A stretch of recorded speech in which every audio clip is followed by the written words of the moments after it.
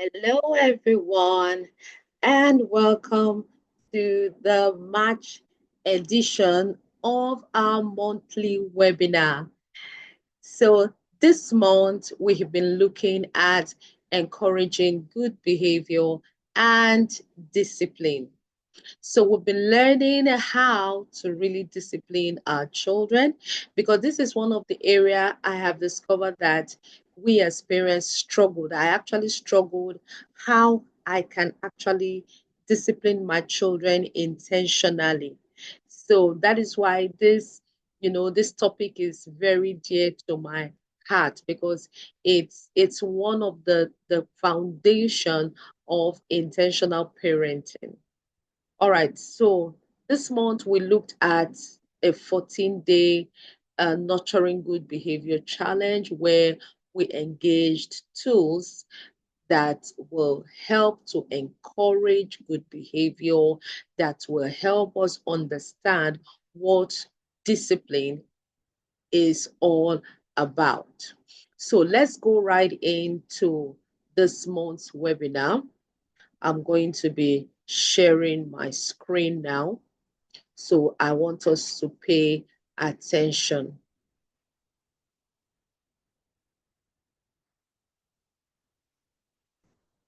All right, so I believe you can see my screen now. Okay, so we're looking at fostering positive family behavior, the strategies for harmony and discipline. Knowing about positive behavior is one thing, but knowing how to actually the strategies to use is another thing. So that is why I want us to, go over this webinar over and over again. Okay. All right. So let's dive right in because we do not have time.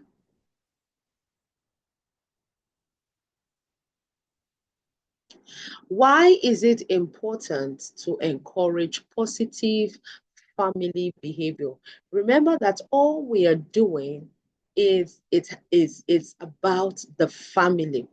It's about the family. So encouraging positive behavior, why is it important? It is important because it lays the foundation for respect and responsibility.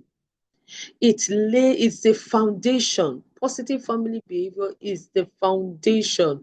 Now, children learn positive behavior from older members of the family.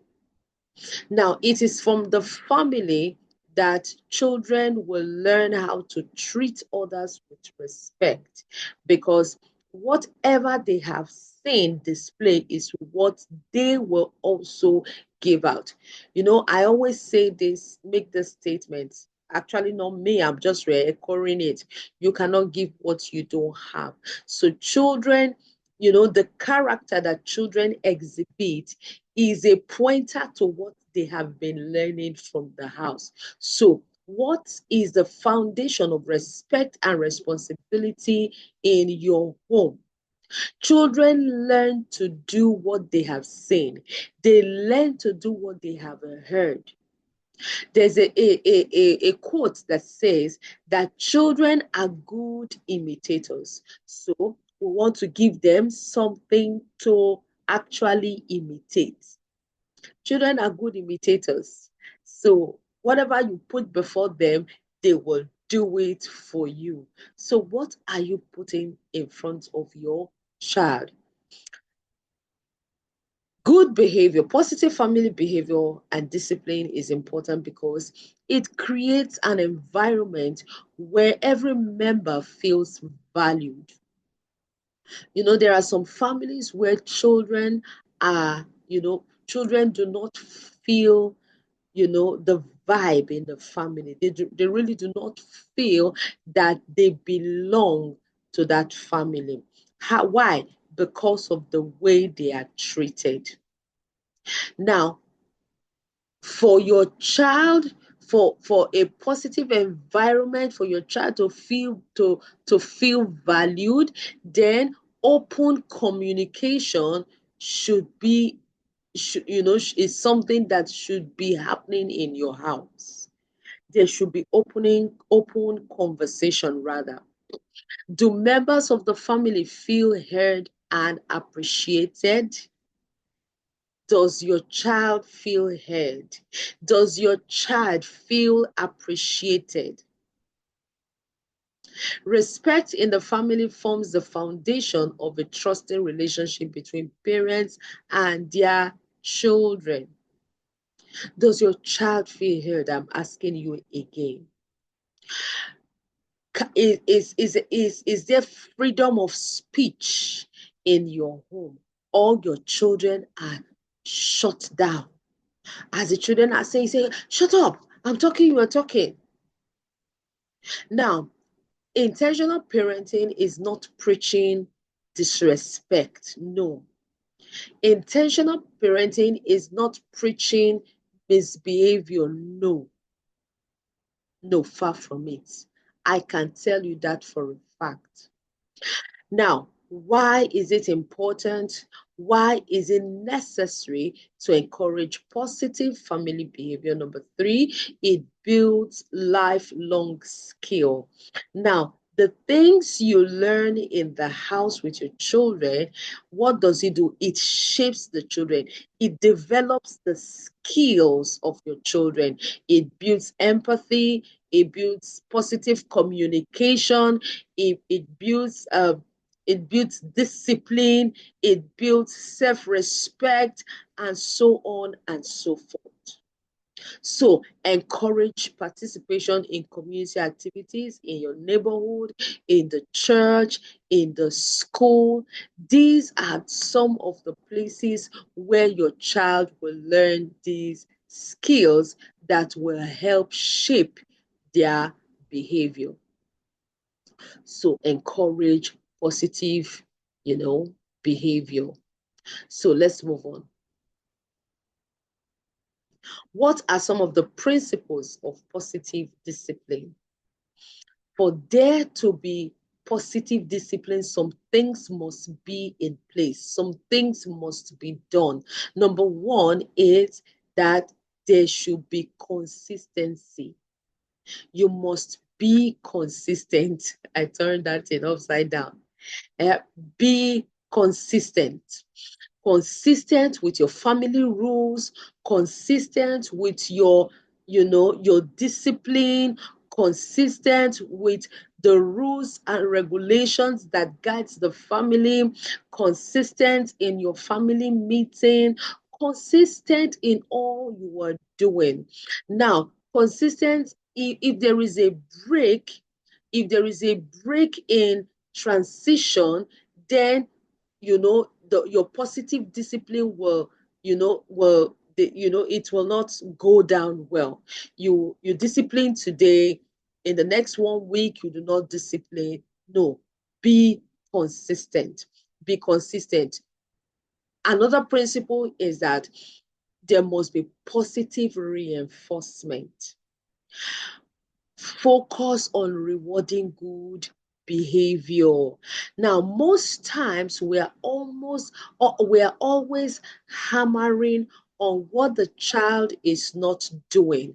We are not hammering on what the child is doing. And that is why in the academy, you will notice that we engage in tasks that emphasizes praising a behavior. And in fact, I think that was what we did today.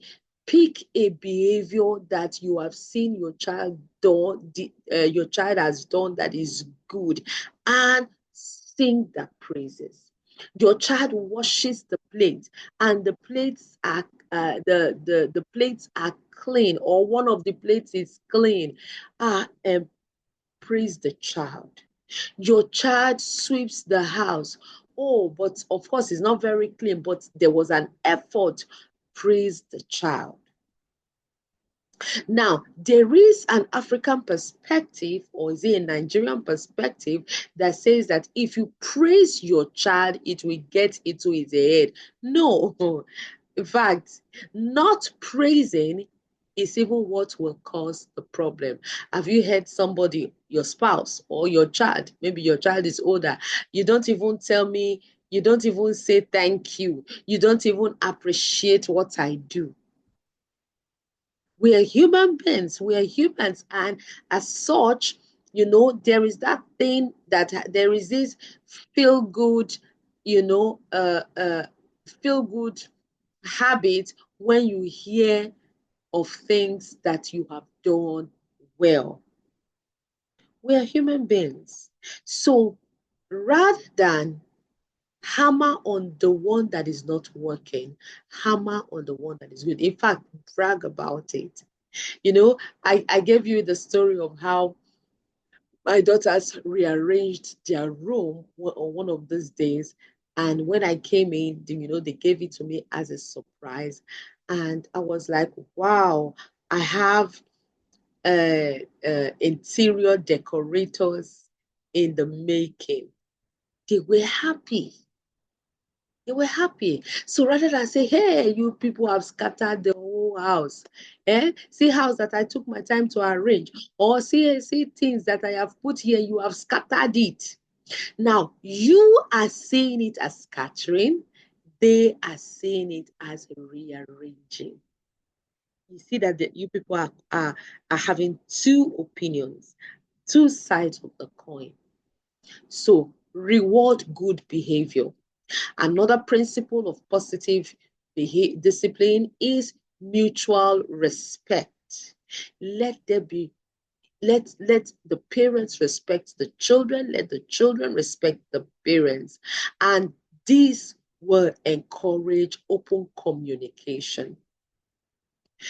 Open communication, empathy. We are raising, we have a lot of children in the society who are not empathic. In fact, adults who are not empathic. And that is why someone can open their eyes and buy another person without blinking an eyelid. No, it ought not to be. Let mutual respect be one of the thriving skills in your home. Parents respect children, children respect parents, sibling respects each other. Mutual. When we say mutual, it's on both sides, it's not one-sided. It is the principle of positive discipline. These are some of the things that must be in place for positive discipline to take place. What else are some of the other principles that we'll look at? Focus on effort and improvement. Are you saying that your child is not trying? Are you saying that they're not doing anything good? No, surely there is something that they must be doing right. So focus on that. They washed the plates, they did not wash it well. Oh, you washed this plate today, it's clean. It's not, you can also, this is what you can do to improve on it. Focus on the effort, focus on the improvement that the child is making, no matter how little it is. There's a little drops of water is what makes a mighty ocean. So if 2, 3 of those drops does not join, it may not make a meaningful ocean. So focus on the effort, focus on the little improvement.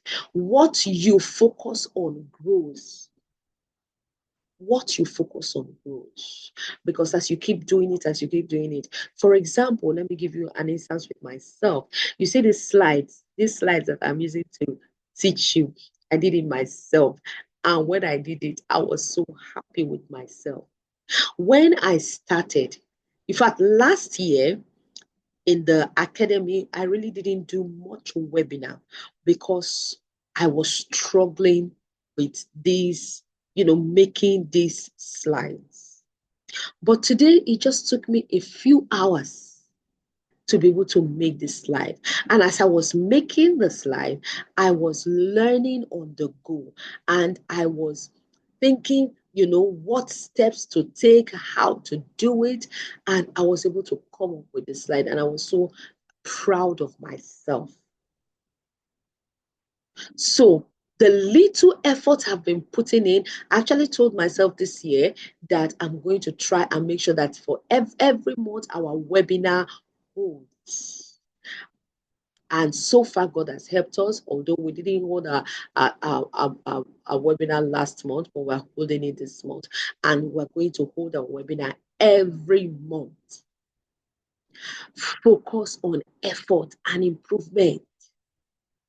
Leave the one that is not doing and think of ways you can work on it. Is that okay? Another principle of positive discipline is that you use discipline that teaches. Use discipline that teaches. From the challenge we had, nurturing good behavior and discipline, you will understand, or you will remember, that one of the points we were focusing on and emphasizing on was that discipline is teaching. Discipline is instruction. Discipline is guiding.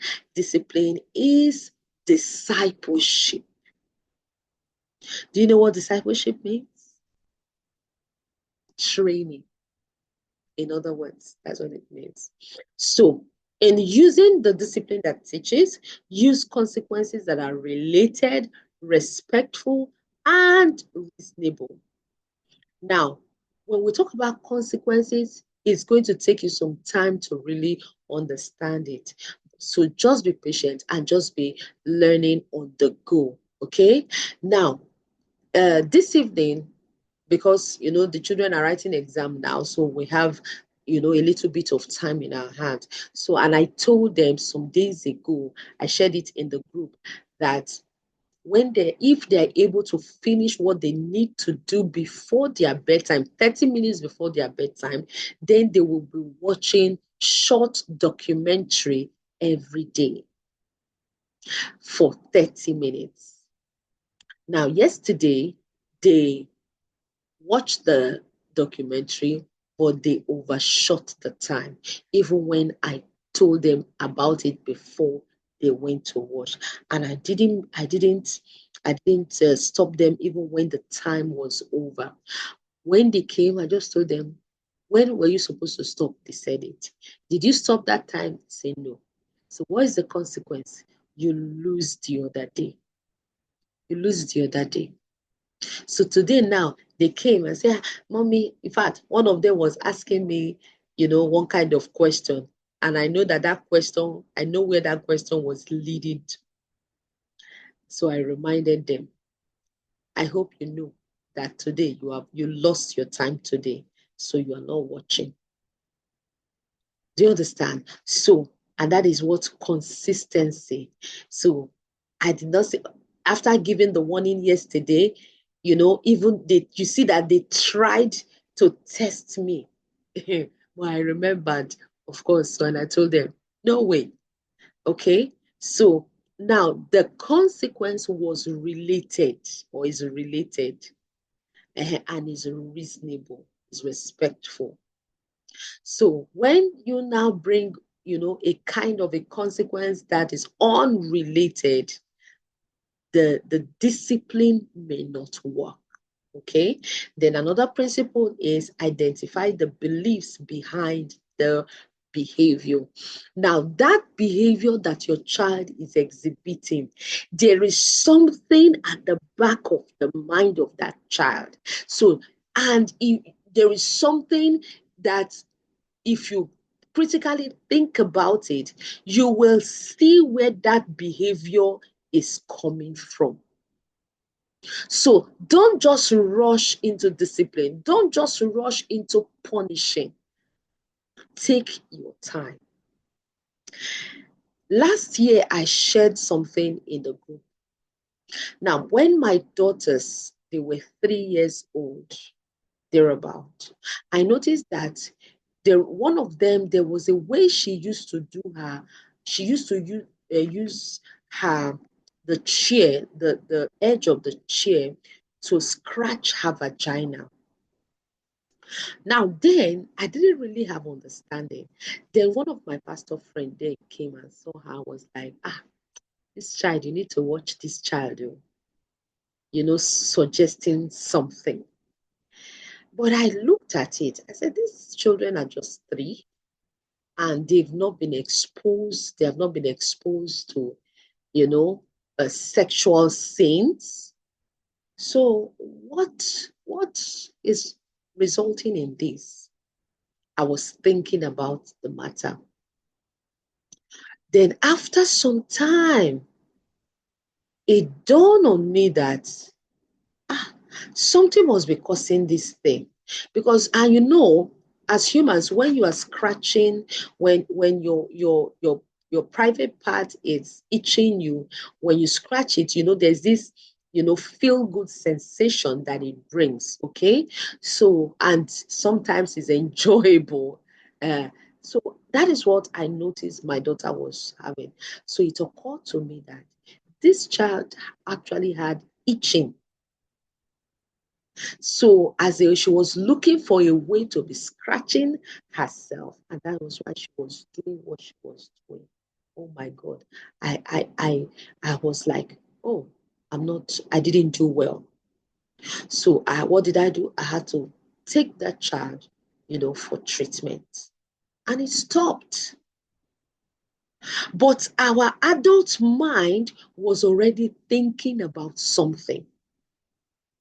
So identify the beliefs behind the behavior, and you will see that that child is actually not misbehaving. You will see that there is a misunderstanding somewhere. All right, let's move along. Now, how do you set up a family behavior plan? Set up a family behavior plan. Number one is relate the behavior to your family values. We talked about, we have learned how to make our family values. Discuss what is expected from family members as regard whatever behavior you are, facing with your child. So now in our family values, we have continuous learning as one of our family's value, continuous learning.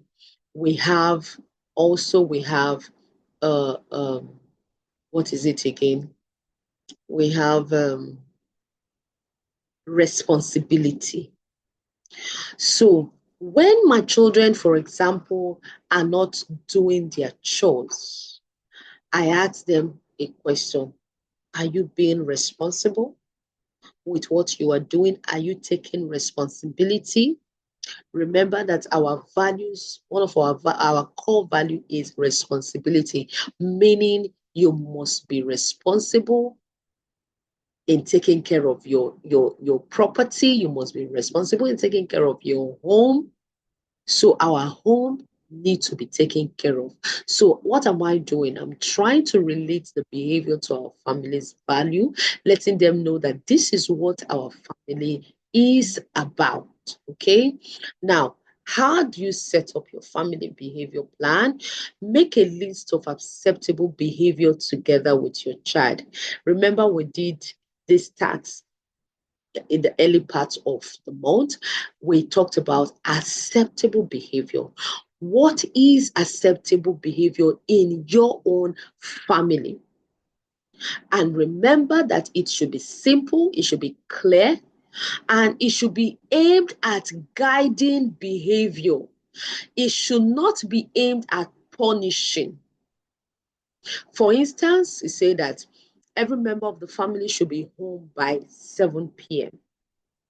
So whatever you are doing, wherever you go, try to be up at before or on or before 7 p.m.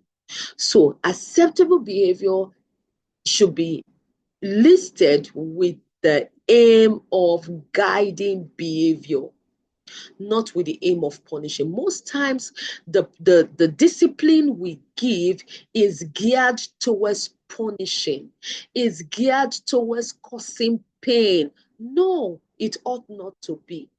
It ought not to be. It should be about guiding. It should be about respect. It should be about, you know, uh, uh, uh, you know, training and teaching. So to be able to set up a family behavior plan, create a behavior chart. Create a behavior chart or poster to keep the plan visible. The Bible says, write the vision. So create a behavior chart. I'm going to send a sample behavior chart to the group latest tomorrow morning so that you can use it to craft your family's behavior chart. Now, this is aimed at what? Helping positive behavior.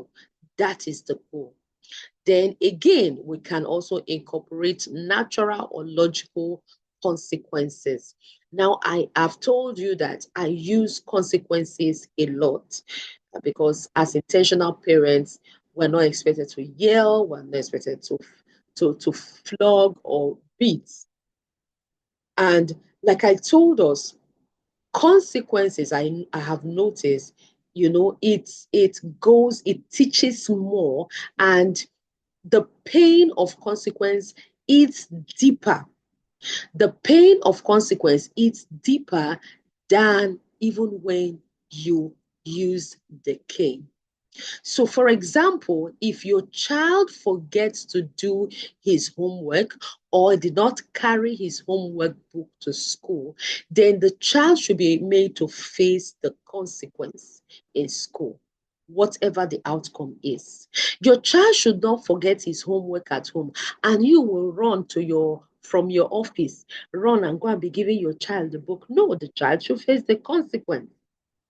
The only thing we will encourage or advise is that for every consequence, check it. Make sure the consequence is safe.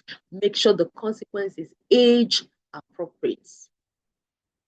Okay, so we've been doing consequence for a long time now, and my children already knows that for every action and every inaction, there are consequences.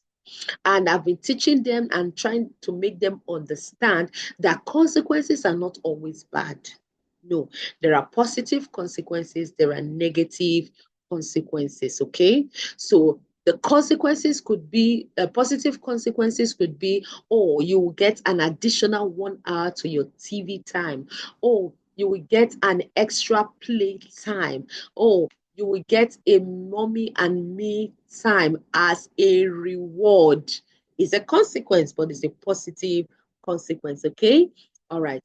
Encourage family members to express their feelings in a polite manner and discuss issues openly. So let there be discussions. Let there be, you know, discussions in the home.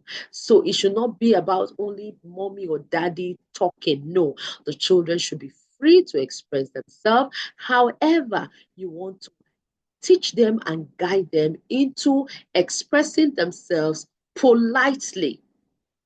And that is where the issue of mutual respect comes in. Okay. So these are some of the things you can do to set up your family behavior plan. Okay. Now, what are some of the things that causes misbehavior in the family? Your child is trying to test boundaries. They want to know, like I told you, I already told them yesterday that you're not going to watch. You have lost your time. They still came back today again.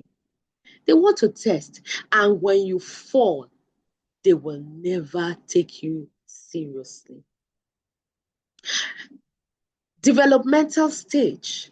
Your child may be misbehaving due to the stage where the child is. Remember, I have said in the academy that children are wired to misbehave. It's in their DNA. It's in their DNA. They are wired to misbehave.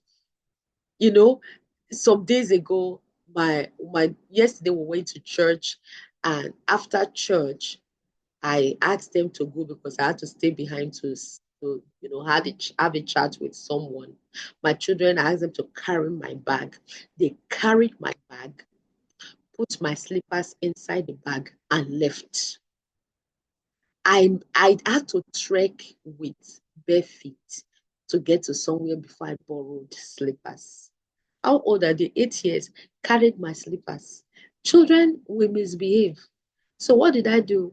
I said, when I got home, I just tell them, well done. So depend on the developmental stage your child is. So your duty is to check what is the behavior around the age of my child, what's peculiar to the age of my child.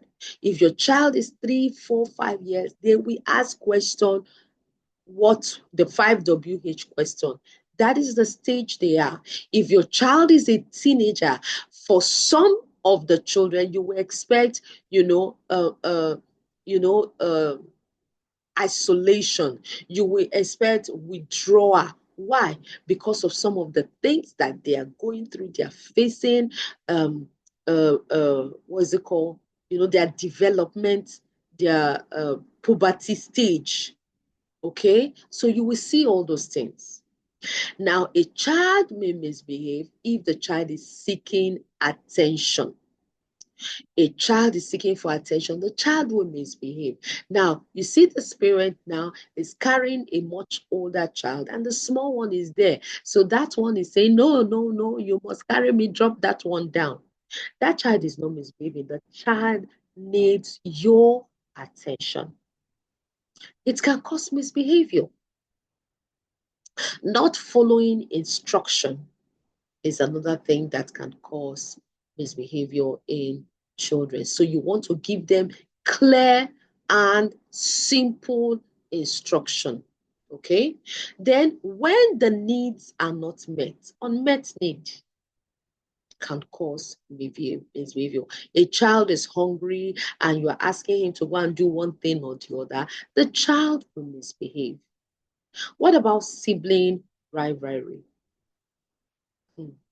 Is something that we're going to talk about in the academy. Especially when you have 2, 3, 4 children, they will always fight, and it's normal. That is how they learn how to interact with the bigger society, the larger society. So it is your ability to manage this sibling rivalry that's what will put a stop to misbehavior in your home. Now, anger or frustration is another thing that can cause misbehavior in the family. When everybody, your emotions are running high, negative emotions are flying everywhere, there is bound to be misbehavior. Life happens. Changes in life happens. The rate of divorce this time around is very, very high. What about the arrival of a baby? It can cause misbehavior from the other child, because definitely if you see this other picture there, the younger child, the older child is being carried and the younger one wants to be carried. And before you know, there is sibling rivalry. Before you know, emotions are everywhere. Okay, then the death of a family member can cause misbehavior when the family members are not able to know how to manage the situation. So what are some of the things that are causing misbehavior in your home? You want to look at all this and see how you can manage it. Let's move forward. Let's move further. So you can also go back to this, to the video and rewatch it. How is the environment in your home? Is it empowering or disempowering? Is it nurturing or negative? Is it warm or cold? You are in the best position to answer that question. All right, let's run. Our time is going. What are some of the strategies that you can use to encourage positive behavior? The main thing is to create an enabling environment. That is the strategy you can use to encourage positive behavior. Create an enabling environment. And an enabling environment is one where there are clear rules and expectation, no ambiguity. Is one where there is freedom of expression. Is one where there is focus on teaching. Is one that involves children in problem solving. Is one that model desired behavior, and it is one that spend quality time together with the children. So these are the strategies you can use to nurture a positive behavior or positive environment. So I want to say thank you very much for taking out time to join me on this webinar. I am Fortune Bani, and I am the lead coach at Nurture Nest Academy. Nurture Nest Academy is a parenting out platform where where we encourage parents to raise responsible